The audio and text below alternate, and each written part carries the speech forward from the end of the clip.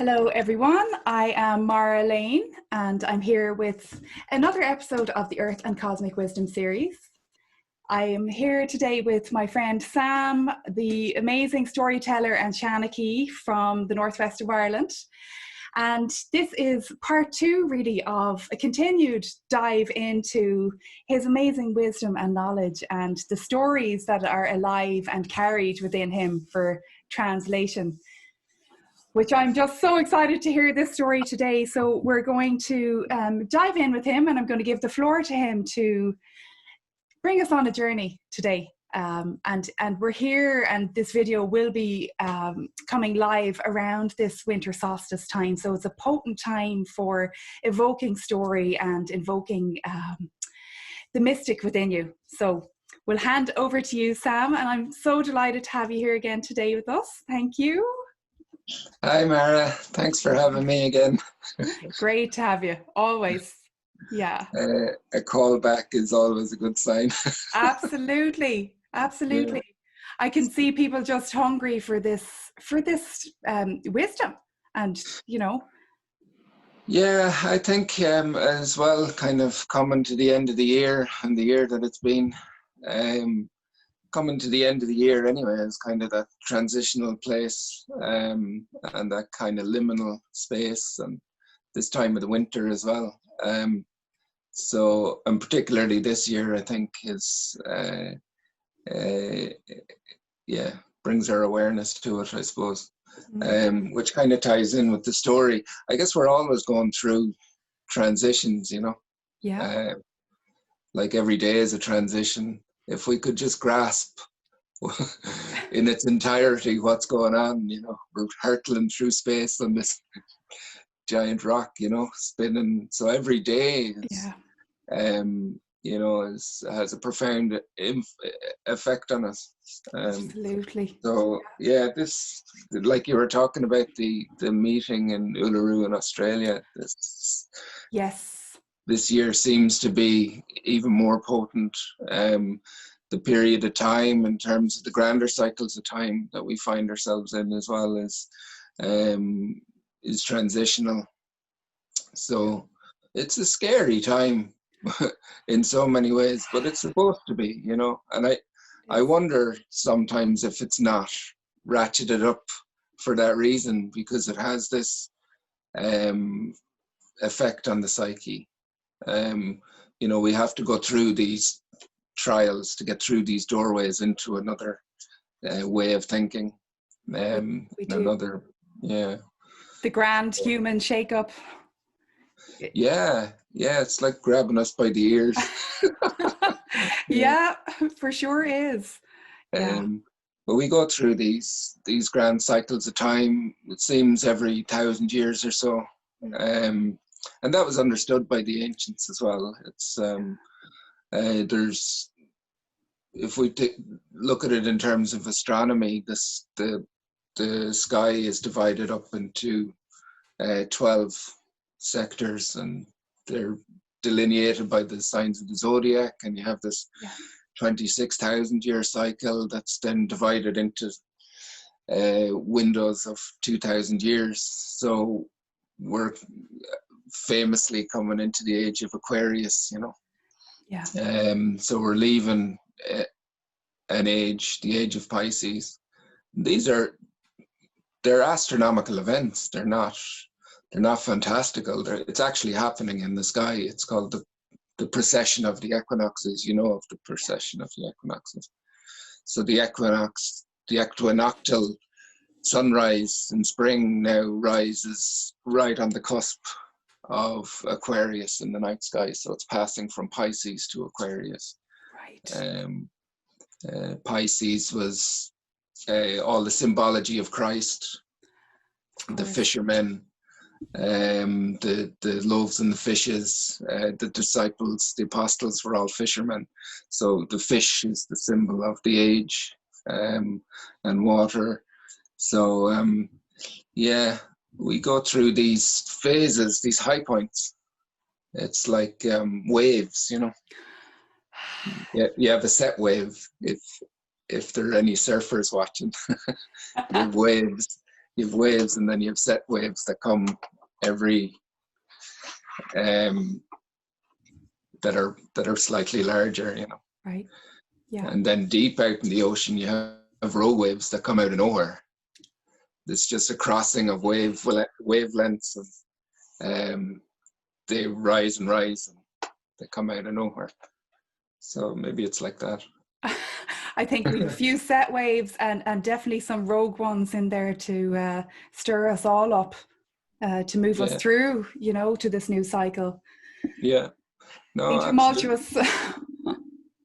Yeah, this was known as well, as I said, to the ancients, and like I was saying in the last time we met, I believe that this esoteric knowledge has been carried down almost of its own accord, you know, and spoken through us, and preserved, encoded in the landscape by the ancients, and encoded in story and myth, and that not very cleverly, very cleverly. Like it's insane to think, and we're still getting to grips with where this knowledge came from, like the zodiacs, the signs of the zodiac that we look up and see these asterisms in the sky. Who came to the consensus and when that's what they were, you know? Like you know that in Lascaux, the caves of Lascaux, they discovered that those paintings, which were anatomically amazing, Picasso actually went to Lascaux, and he came out, and he, you know, after all the archaeologists and paleontologists and anthropologists had studied it, and they were like, you know, trying to figure it out, Picasso went, and he came out and he said, we've learned nothing. We've learned nothing in terms of art, the great abstract artist, you know. But there was the curious one about the bull, the aurochs. Yeah. And over its shoulder was 7 dots. And astroarchaeologists now are of the consensus that that's Taurus in the night sky. Yeah. So they saw that asterism 40,000 years ago, is it? As a bull in the sky. Yeah. And they marked its presence by the 7 dots, the 7 sisters, the Pleiades. Yes. So Taurus in the night sky has the Pleiades, 7 sisters over its shoulder. So they painted that on a wall 40,000 It's years in a cave. I know. So where did these concepts come from? You know, and like I said in the last one, still trying to figure that one out. Well, we are, and I think these star encoded aspects of us as well have been so underplayed and so suppressed in the humanities genome, right? That more and more people are waking up to that kind of DNA in them, the star encoded DNA.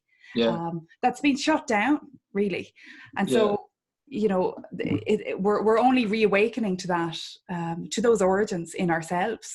Yeah, I think, like, it feels sometimes as well that it's been shut down and it's been lost and everything, but like we were saying, those cycles become apparent, you know, where there's a lull between sets, then there's the set, and you're left in no doubt as to where you are, you know.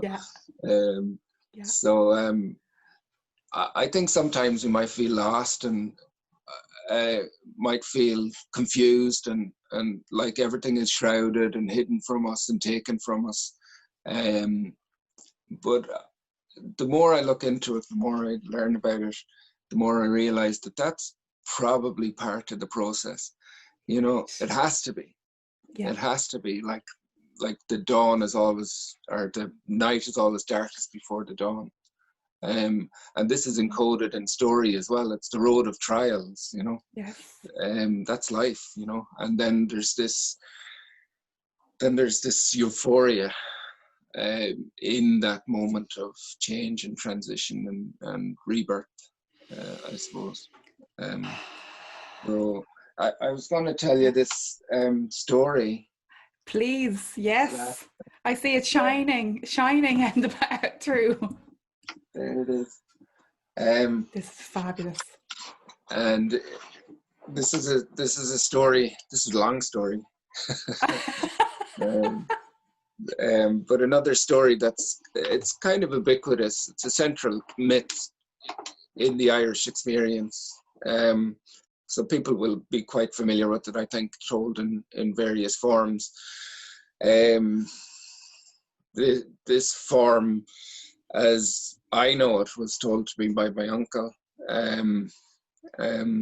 It's the story of the coming of the Gael to Ireland. So the coming of the first mortal men to Ireland.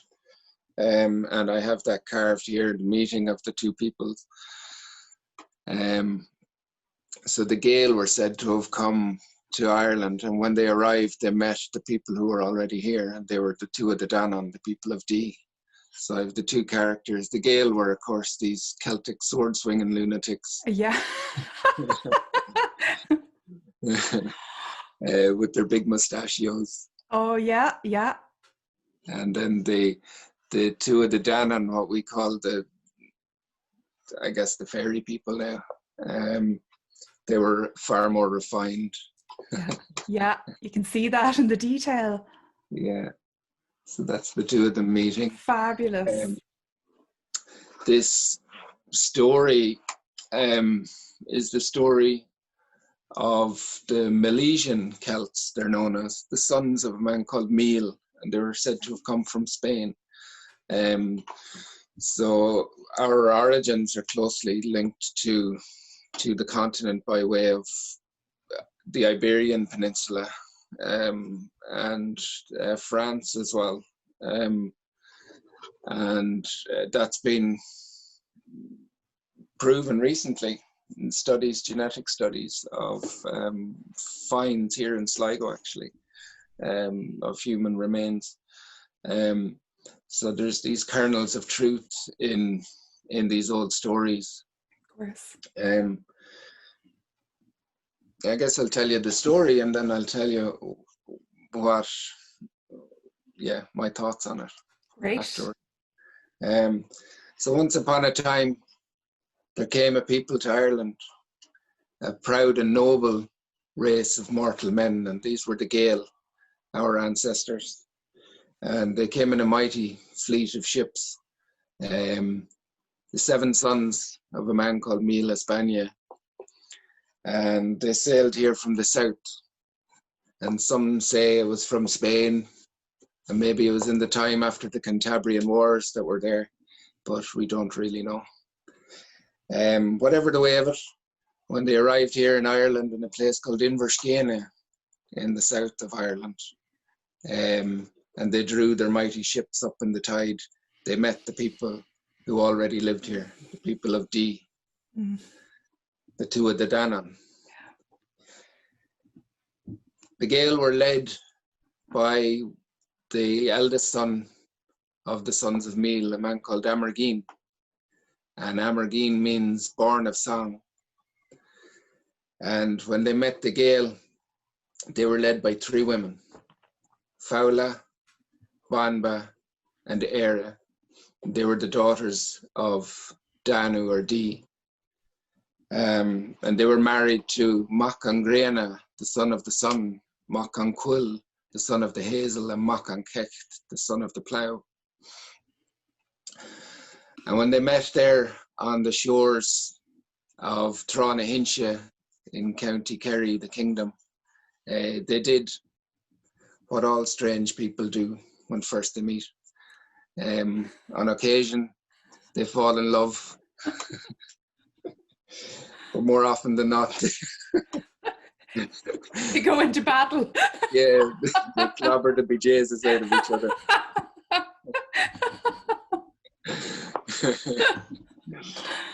And so there in the kingdom, on the slopes of Slieve Mish, the mountains of phantoms, war raged between the two peoples. And forth and back across the slopes of Slieve Mish they fought, and great death and destruction was done there. Many great heroes fell and are buried there, and standing stones raised to their memory. For 3 days and nights they fought and battled, and land was taken only to be given back the following day. And after 3 days and nights, it was decided that Amergine would go to the people of Dee and figure out a better way to do this. So Amergine, here he is here. Wow. He met with the 3 daughters of Dee. Oh, wow. Fabulous. And Éire, the oldest and wisest of the daughters of Dee, said to Amergine, Shindera an Cogaon, that is the end of the fighting now. Tear ash na lungi Macmillan. Return to your ships and take to sea. Again, niu done. The 3 law of Filu. For 3 days, to the distance of 9 waves from shore. And if you return, Ireland is yours. Ireland belongs to the sons of Meal. So Amergine, being the first Irishman in Ireland, he knew a deal when he saw it. He was like, spit on it now. There's no backing out of this one. And he said to his people, Ireland is as good as ours. And so they took to their ships. They went back down to Throna-Hinch and they pushed out to sea the distance of 9 waves from shore. But Éire and the daughters of Dee were also Irish. Yeah. And not to be messed with. Oh, yes. And so the 2 of the Danann stood on the hillside. Can you see that? Yeah, yeah. Oh, fabulous. Look at that. The 2 of the Danann stood on the hillside and they watched. And they watched like the wolf upon its prey. They watched as the Irish, the Gael, took out to sea.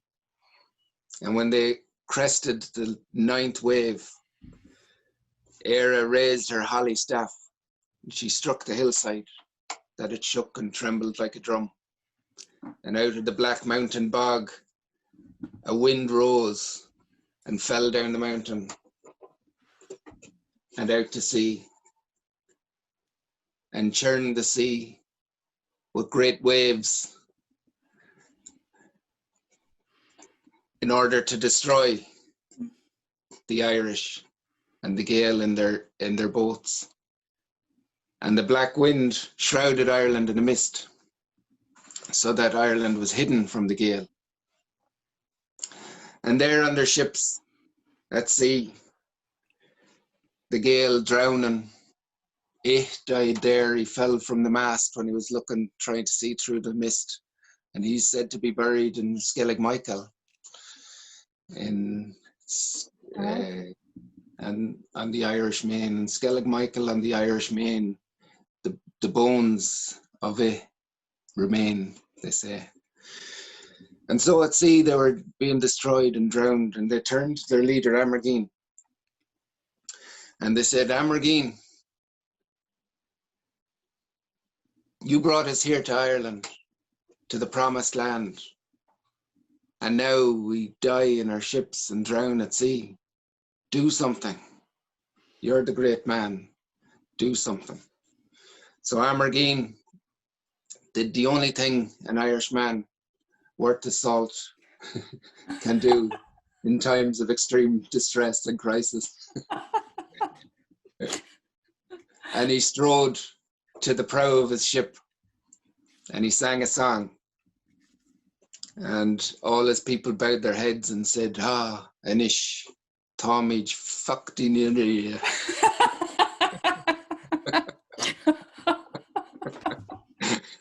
Oh, God. Which roughly translates as, oh no.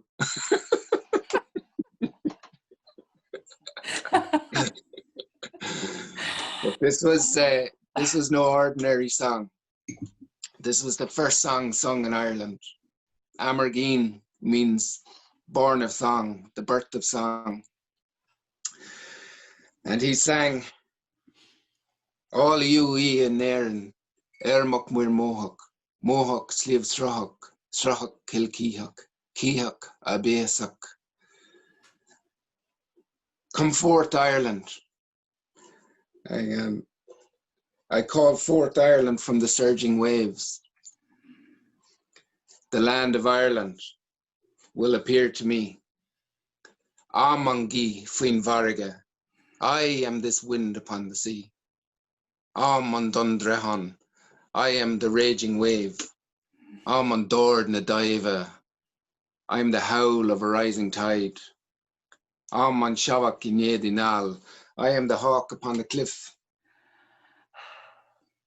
Aman Kran Agus an Heneg Titim Fara, I am both the tree and the lightning that strikes it. Aman Niudon, I am the ninth wave of eternal return. Ke Huston and Varagabwilla, he said, who silences the raging sea? Ke Achwir and Eger na Hauna na Schleefte, na Realty na Tuaha Fain, who puts in order the rivers and the mountains and the stars and the people themselves. Ke Heach Misha, Misha Amergeen, who but I, Amergeen, born of song. And of course, song being magic, Yeah. he dispelled the magic that was sent against him, and the storm abated, and the mist lifted, and the Gael came ashore. And when they came ashore again, they met the two of the Danann, and they met the three daughters of Dee. And they said to Amergeen and the Gael, now Ireland belongs to the proud and noble Gael. Everything above ground, that is. Never make a deal. Never until you've read the terms and conditions. Yes. Now Ireland belongs to the proud and noble Gael. Everything above ground. Everything else belongs to us, the people of Dee. And so Éire raised her holly staff one last time and struck the mountainside, that it shook and trembled like a drum, and opened the secret doors in the hillside. And on that day, the people of Dee returned to the land to rule over the destinies of mortal men forever. And that's where they are today.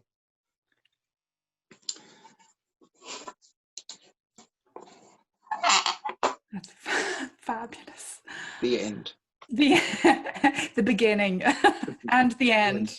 They all lived happily ever after for about 3 months.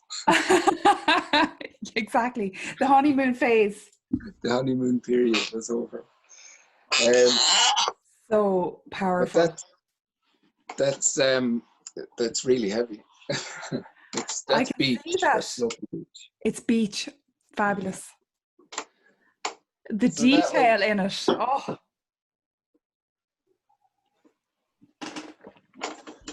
So that's a story that I put to music, and I perform with some local musicians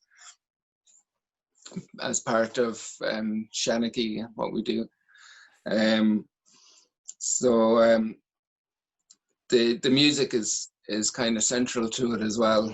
It's the story of, it's actually that prose piece which goes on and on Gui Fin Varga. That's one of the first written songs in Ireland. It's in the Lower Gowalla Éireann. But in it he invokes in his person, Amergeen invokes in his person the the land itself. So he draws the power of the land through himself, which is a very profound concept esoterically. Yeah. And it's kind of reminiscent as well of the book of Genesis, you know, the voice of God upon the void, you know. First there was the word. So it's a very kind of Eastern, actually, concept. Amergine, he's the coming of the Gael, the coming of the Irish to Ireland, is kind of, they're just figuring this out through studies in genetics now. So they're not quite sure, but the Celtic influence began in the Iron Age. We became a Celtic people, as we call ourselves in the Irish, in the Iron Age. Of course, we call ourselves the Gael. Our language is Gaeilge. So the whole Celtic concept kind of grew up in the early 1800s.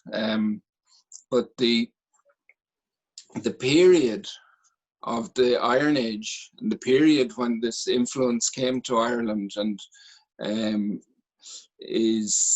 we're talking around 500 BC. Right. And that was just coming up to the time of Christ.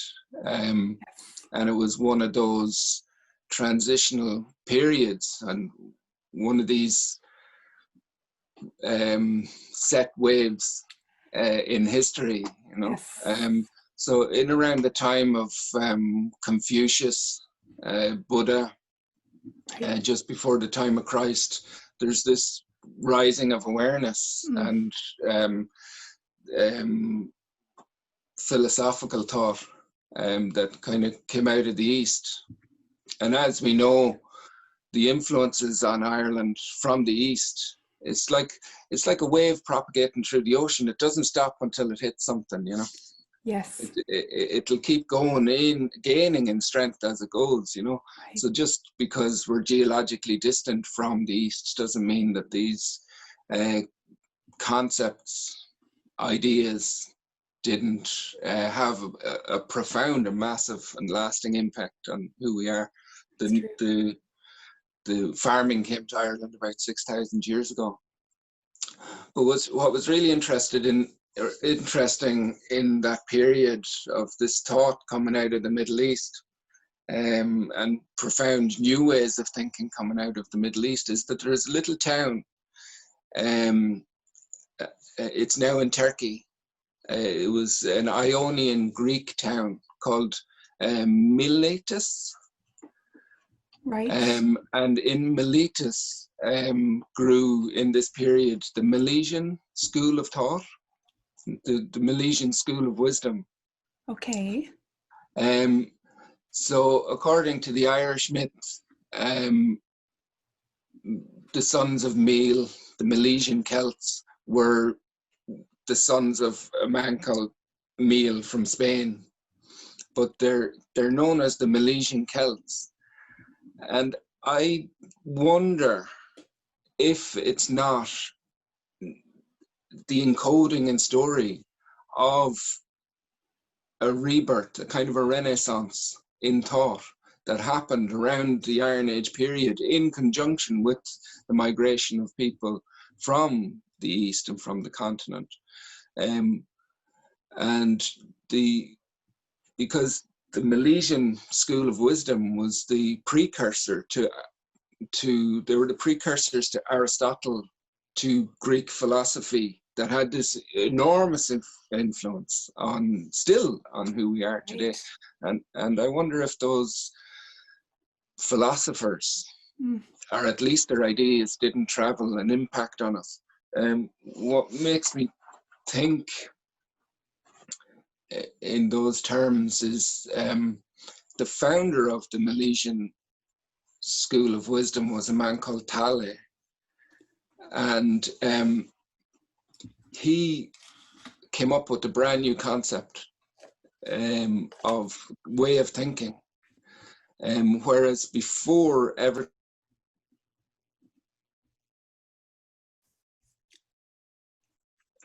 Sorry, I was getting a call. That's okay, no worries. The creation of the world was seen in mythological terms. Everything was created externally by gods who, you know, shaped the landscape and everything. But he was the first person to think that the landscape itself was God, was the gods. And it was, he came up with the arche, where we get archetype, that Right. there was a singular principle, an origin principle, that all life had, or all matter had intrinsic life. But it was quite different from the concept of the gods Yes. determining everything. He saw that nature itself determined its own nature. And I can't help but think in the story of Amergine and the coming, they met the gods, they met the three women, the shapers of the land, the creatrixes, the creators. And he came with this concept, no, it is me, it is I, it is within me that all this, I invoke it through me. So the two ways of thinking came together, actually. Like, of course, like I was saying in the last time we talked, battle is very popular in Irish stories. Yeah, for sure. It's a great way of describing what is happening. Like, if we look at it in terms of what's going on this year, it's like this psychological war raging within us and through us in the world around us. So I just wonder again if these stories aren't just beautifully expressing this historical phenomena, this genetic phenomena, this biological phenomena, all in the form of a poem. It's like, it's breathtaking, actually, to just the breadth of their thinking and the profundity of it as well. It's just beautiful. The stories are amazing. The more I go into them, I actually I have a quote here from Martin Shaw. He's a great great English storyteller. You know Martin? Well, I actually went to one of his readings last year, I think. He was over. Yeah, he's great. Yeah, I like his work. Yeah, an awful lot of it resonates with what I've come to intuitively by myself, just in, like I was saying before, listening to these stories as a kid. I've since been drawn into them as, you know, they're the study of my life, essentially. But as a kid,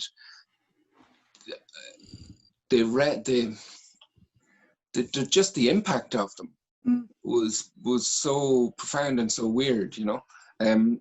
Martin Shaw says, this was taken from the Irish Times, he says, a well-expressed myth can be psychoactive, like a waking dream. I think of myth as a wild way of expressing deep truths. The problem I find with myself and others is that we are so hooked in a mode of devouring these days that we then go out into nature to use it as a fixative, a pretty backdrop, rather than endeavoring to have a real discourse with the land and nature, and the nature within ourselves as well, you know. And this is the story of Amergine as well, is that nature is emanating from us, you know. It's not just something we look at. Completely. And then he goes on to say, we are clearly in a trance state. And while myth can't automatically break this, it can help lead us back into connection with the earth if we allow it. And it's just so true. And just kind of figuring that out, it's like this endless detective story, is figuring out how that works in terms of how story, how it's encoding interreacts with our thought process, and how it realigns it almost. It's just yeah. But they knew about this 1,000 years ago. Like these stories knew that and understood that phenomena and how it worked. And again, Amergine, I guess, would be like the Irish Christ or the Irish Buddha. And the birth of song, that story, is the birth of this whole new way of thinking, and marrying it with the old, and encoding within it the understanding that these transitions in time, these transitions in thinking, and this expansion of and evolution of our consciousness are natural phenomena that can be charted and mapped and looked at just like anything else, you know. So well said. Yeah, I can feel that marriage with the land and all that it speaks to as well, with the traditions that were prevalent here of the sacred marriage with the land and the goddess of the land, and that are still to this day, you know, in the land, there to be decoded when you merge with the land on those levels, right? Which is what you're speaking to. But yeah, that understanding of our elemental nature, and that we are born of the earth, that we are the earth herself, and how I suppose the unification of the God energy, of that divine self energy through the Tua day, and how they merged and went back into the earth as well, and the synergy or the sacred marriage of both of those aspects of ourselves, right? Yeah, and like they're just so clever. Like it's just the mind boggles. Like we're coming up to the solstice now, the end of the year, and that the annual transition, and it was marked by them every year, you know. And like it occurred to me, there's places here that are aligned to the rising sun on various days of the year. Famously, Newgrange is aligned to the rising sun on the winter solstice. The Sleep Gullion as well. But it occurred to me that when we talk of, like, in the battle, we talk of battle and swords and all that sort of stuff, and in Gaelic myth, and the sword and the Gael, and that symbolism, that sword only became a sword in maybe the Romantic period, you know, about 1,000 years ago. Again, this cult of the Saint Michael with the sword, the angel with the sword, and the militarism of it. But the sword actually is a blade, a shaft. Yes. And that is the light that enters the womb. So the chalice and the blade is actually the hill, and the light that enters it is a shaft of light, you know. So before there were swords, there were shafts of light, you know, and entering the land itself. Gosh. So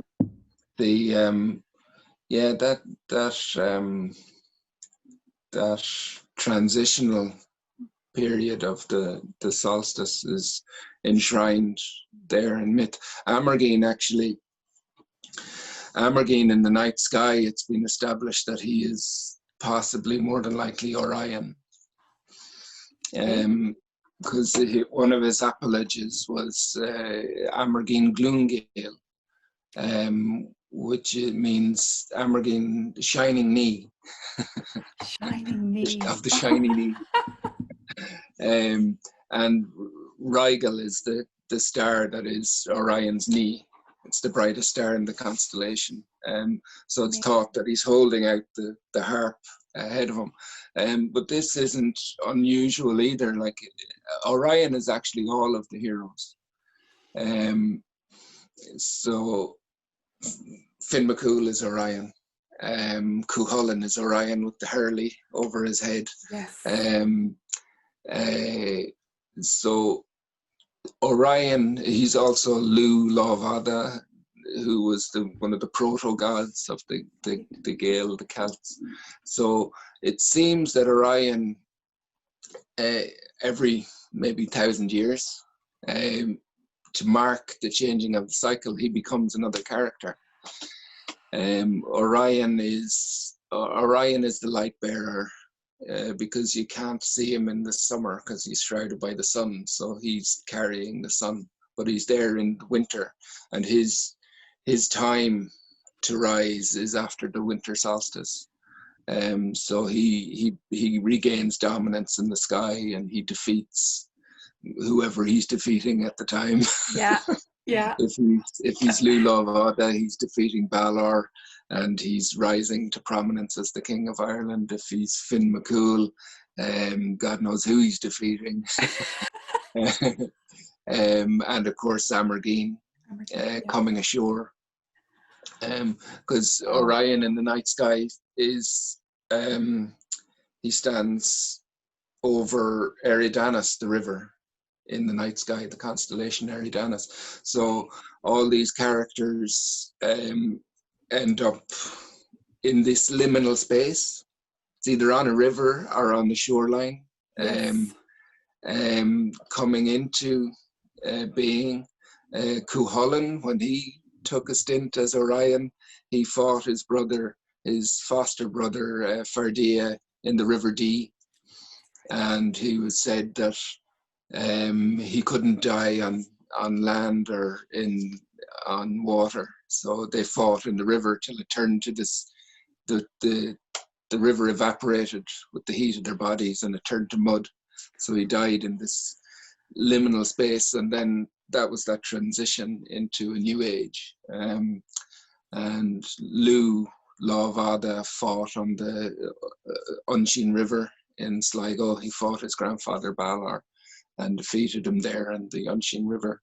And so Amergine came ashore through that liminal space, that transition. So that transition from this year to next year, from this grander cycle of time to the next cycle of time. So for me, in any case, as far as I'm concerned, that's what these stories are encoding, is these grand processional events and these transitions that we're literally going through as we speak. Day by day, we're riding that set wave.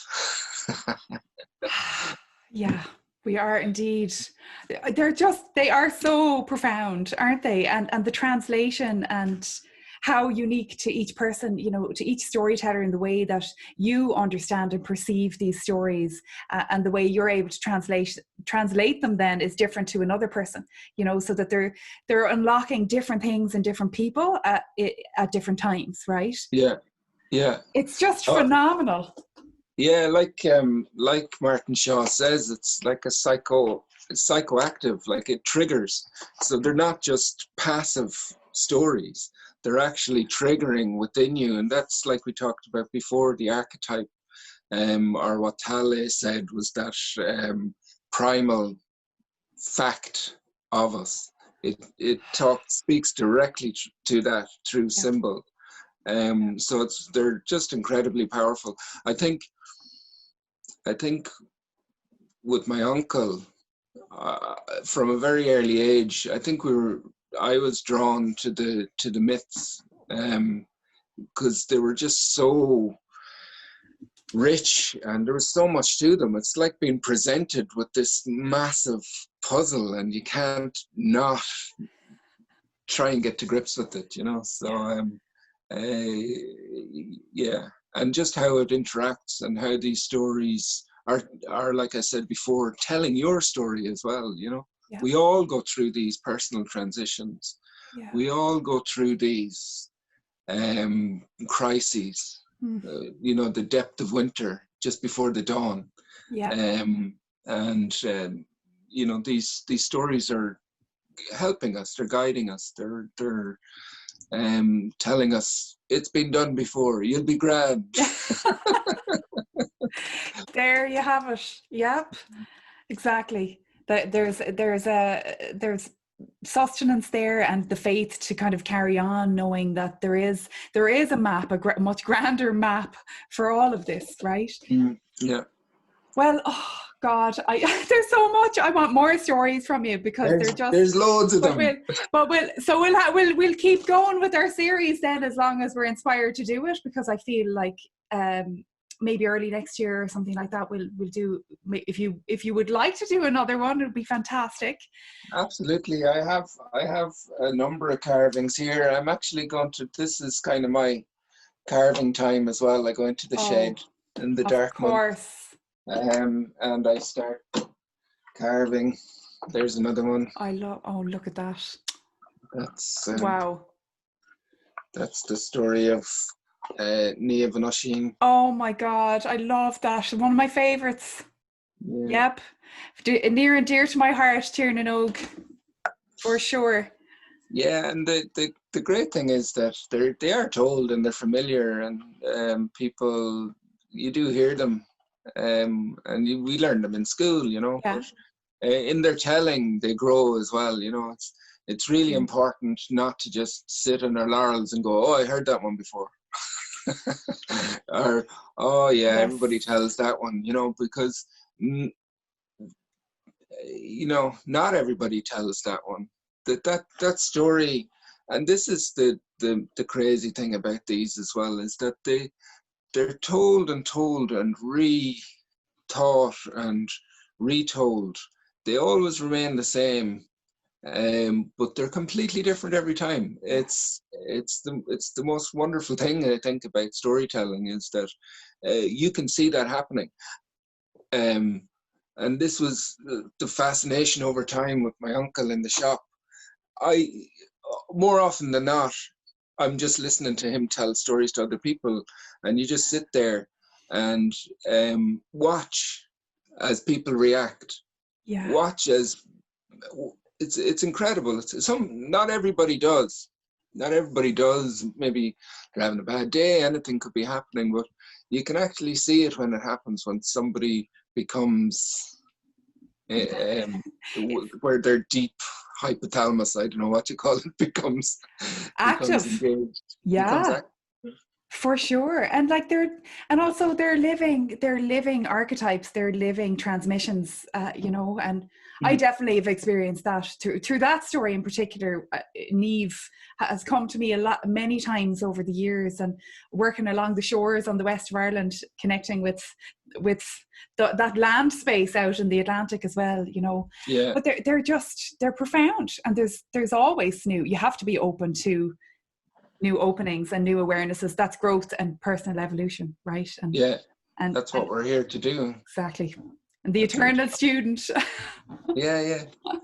No, it's been great to do this as well. It's like and to facilitate this, it's great to be able to chat, because again, this year has been tough in that sense as well, that these stories, they need to be told. You need to be meeting people. You need to be, it's a physical interaction as well, you know, that you miss. So it's been a tough period, but like I said before, I'm not fully sure it's not designed to be a tough period. You know, I think we will come out the other side of it with the new appreciation, a new way of thinking. You know, undoubtedly. You know, this is the melting pot for a whole new way of being, I feel. And I'm excited to see how these stories continue to activate people that you bring out on the land, and that synergy, and how that's going to work moving forward, because that level of activation and remembering is going to be called forth in so many people. I can see it already around the world, people wanting to immerse into myth and into their own mythology, right? Yeah. Because essentially at its heart, what it is a doorway into you, you know, and a deeper connection with yourself. And that's the beauty of it as well. It's like, you know, these stories could be told anywhere, and they are told everywhere, you know, and they resonate. Like, it's mad, like, over the years watching my uncle Michael, and he could have a diverse group in the shop, you know, 12 or 15 people all crammed in, jostling to hear.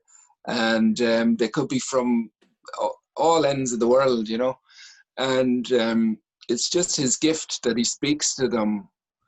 Like, he can find a point of connection, and he's just it's like it's a language that goes above language, you know. He speaks to people on a profound level, regardless of their culture, their language, their background, you know, which is really a phenomena to see. It's really been a privilege, a great privilege of mine, to have witnessed that, and long may it last, you know.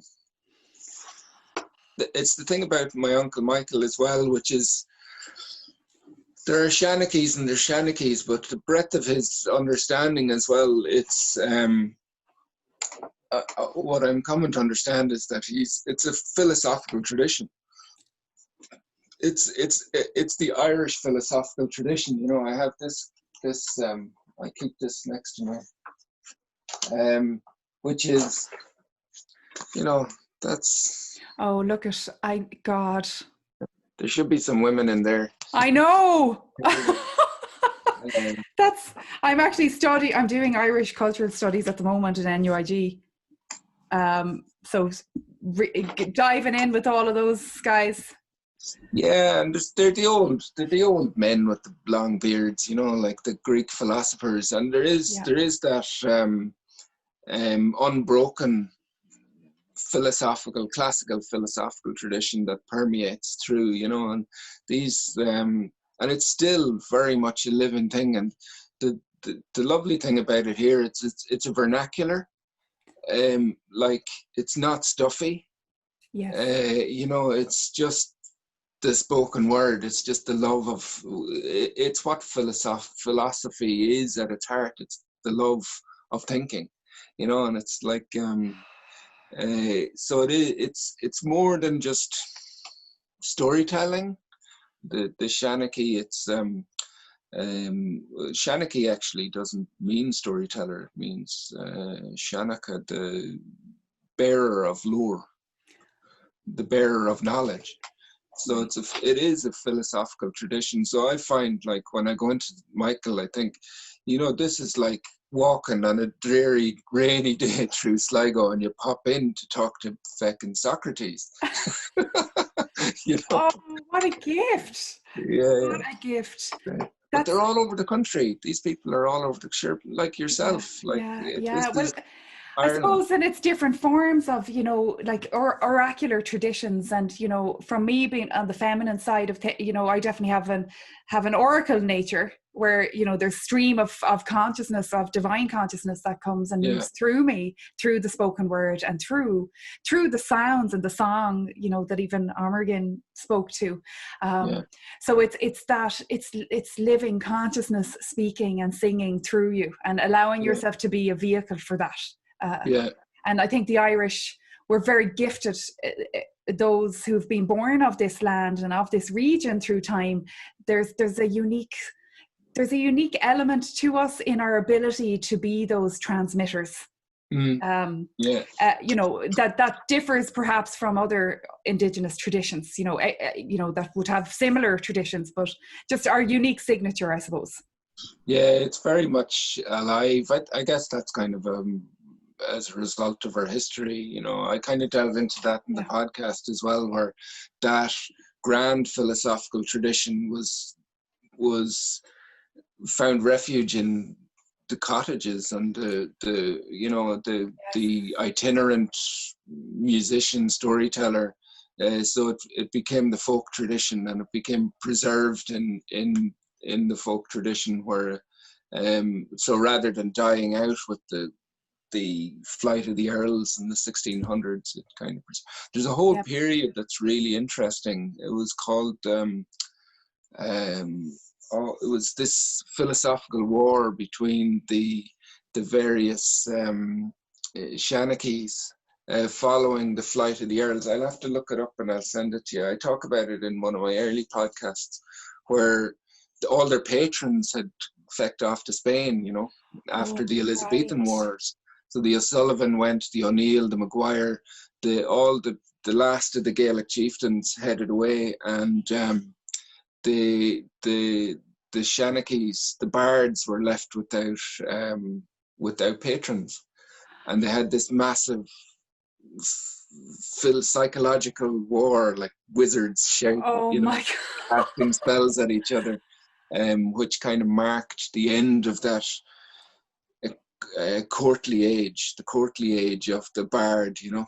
And they became the itinerant bards then, and they became the wandering minstrels and the wandering storytellers. Yeah. Oh, fascinating. I didn't know that. Yeah, I think I talk about it in my first or second podcast. Fabulous. Oh my God. Okay. Jesus. There's so much. There's so much to it. There's so much, like layer by layer by layer. Yeah. I just bought this book actually on Amazon. And this is old. Wood Martin's. It's called The Traces of the Elder Faiths of Ireland. Jesus, when was it first published? Just take a look at this. It's probably the early 1900s. Just looking for